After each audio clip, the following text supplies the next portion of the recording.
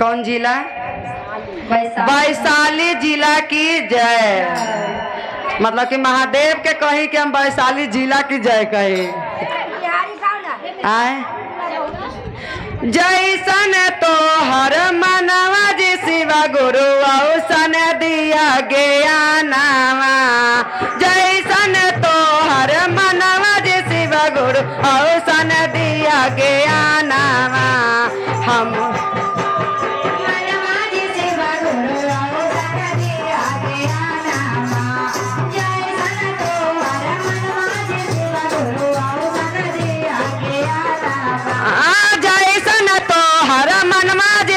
गुरु ऐसने दिया ज्ञानवा।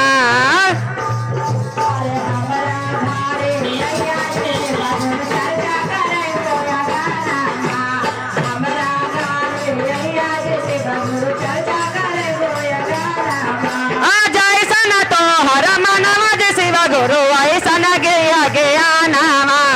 जैसन तो हर मनवा जे शिवा गुरु ऐसन दिया ज्ञानवा।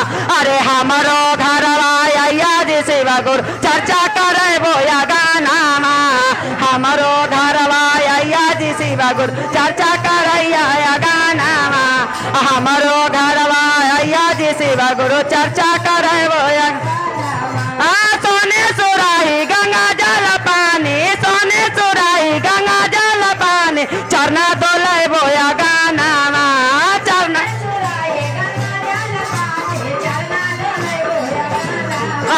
जैसन तो हर मन माजे सेवा गुरु दे ऐसन ज्ञानवा।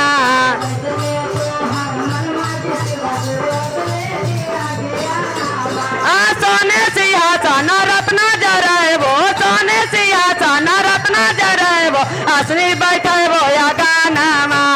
असली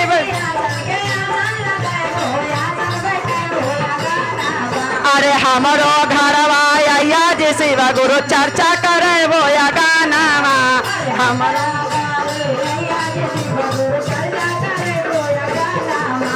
यकमाना फुलवा के गजला गुताए वो गजला पहनाए वो या गानावा।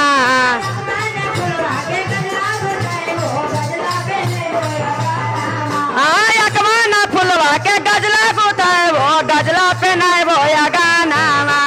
हमारो घरवा जे शिवा गुरु चर्चा करे वो या गानावा। हमारो घरवा जी शिवा गुरु चर्चा सोने पराता में बंगिया दतुरवा, सोने पराता में बंगिया दतुर भोगवा लगाए वो या गानावा। अरे भोगवा लगाए वो या गानावा। हमारो घरवा जी शिवा गुरु चर्चा सुनाए वो या गानावा।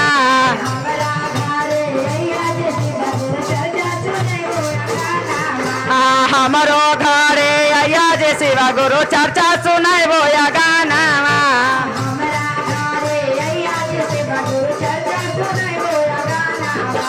लौंगा इलायची के बिरवा लगावले, लौंगा इलायची के बिरवा लगावले, बिरवा चढ़ाए वो या गानावा। बिरवा चढ़ाए वो या गानावा। अरे हमारो घरवा आया जे शिवा गुरु चर्चा सुनाए वो या गानावा।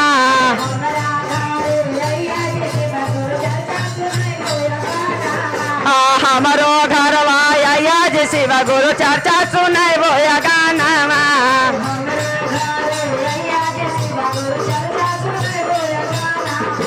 कंचन थाली कपूड़ा के बाते, कंचन थाली कपूड़ा के बाते, आरती उतर वो या गानावा। आरती उतर वो या गानावा। अरे हमारो घरे आया जे शिवा गुरु चर्चा करे वो या गानावा।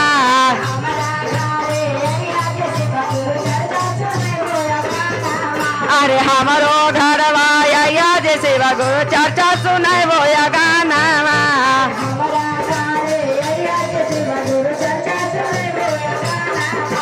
टलवा महलवा से सखिया बोले वो, टलवा महलवा से सखिया बोले वो, भजना सुनाए वो या गानावा। भजना सुनाए वो या गानावा। अरे हमारो घरवा आया जे शिवा गुरु चर्चा सुनाए वो या गानावा।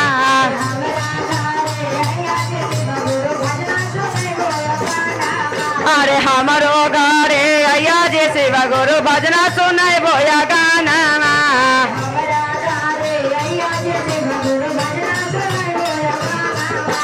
पहला में दाया मांगो दूसरा में चार चा पहला में दाया मांगो दूसरा में चार चा तीसरा में नवा मामा तीसरा में गुरु पर मामा अरे हमरो घरे आया जे सेवा गुरु चर्चा सुनाए बोया गाना हमरो घरे आया जे सेवा गुरु चर्चा सुनाए